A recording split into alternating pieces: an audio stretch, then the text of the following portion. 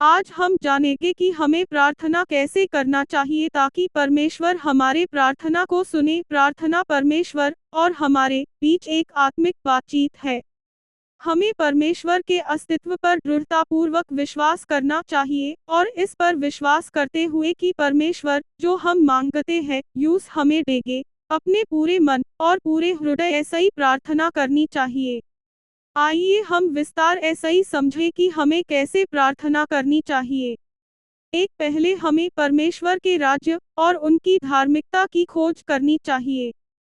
यदि हम स्वार्थ सिद्धि के लिए या परमेश्वर की इच्छा के विरोध में प्रार्थना करेंगे, यह एक बच्चे के जैसा है जो बंदूक या चाकू मांगता है। इसलिए हमें परमेश्वर की इच्छा के अनुसार प्रार्थना करनी चाहिए। परंतु तुम पहले परमेश्वर के राज्य और उसकी धार्मिकता की खोज में लगे रहो। मत्ती 6:33 पर। तो विश्वास करते हुए कि परमेश्वर जो हम मांगते हैं यूस हमें देंगे। प्रार्थना जो बिना विश्वास के की जाती है उसमें कोई शक्ति नहीं होती। चूंकि प्रार्थना परमेश्वर के साथ एक आत्मिक बातचीत है, इसलिए प्रार्थना करते समय हमें परमेश्वर के अस्तित्व पर दृढ़तापूर्वक विश्वास करना चाहिए। प्रार्थना दो प्रकार की होती है, प्रार्थना जो परमेश्वर के अस्तित्व पर दृढ़ विश्वास करते हुए की जाती है और प्रार्थना जो संदेह के साथ की जाती है। इन दोनों के बीच में बहुत ही बड़ा अंतर है। संदेह के साथ प्रार्थना करना ऐसी घंटी बजाने के समान है जो खराब हो गई है। चाहे हम कितनी बार भी वह घंटी बजाते रहें जो खराब हो गई है, पर हम कोई उत्तर नहीं पा सकेंगे। उसी तरह हम संदेह के साथ परमेश्वर ऐसा ही प्रार्थना करें, हमारी प्रार्थना का उत्तर नहीं दिया जा सकता।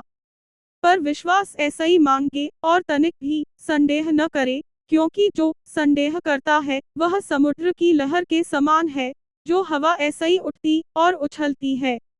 ऐसा मनुष्य यह आशा न रखे कि यूस परमेश्वर ऐसा ही कुछ प्राप्त होगा, क्योंकि दुचित्ता होने के कारण वह अपनी सारी चाल में अस्थिर है। याकूब 1:6 ऐसा ही 8 पर। 3 पूरे मन ऐसा ही। प्रार्थना बहुत ही महत्वपूर्ण है और परमेश्वर जिनसे हम प्रार्थना करते हैं पवित्र है। इसलिए हमें परमेश्वर ऐसा ही अपने पूरे मन और पूरे हृदय ऐसा ही प्रार्थना करनी चाहिए। वह अत्यंत संकट में व्याकुल होकर और भी हार्दिक वेदना ऐसा ही प्रार्थना करने लगा और उसका पसीना मानो लहू की बड़ी बड़ी बूंदों के समान भूमि पर गिर रहा था। लूका 22:44 पर। हमें निरंतर प्रार्थना में लगे रहना चाहिए। हमें जो कुछ भी करते हैं प्रार्थना ऐसा ही शुरू करना चाहिए और प्रार्थना के साथ समाप्त करना चाहिए।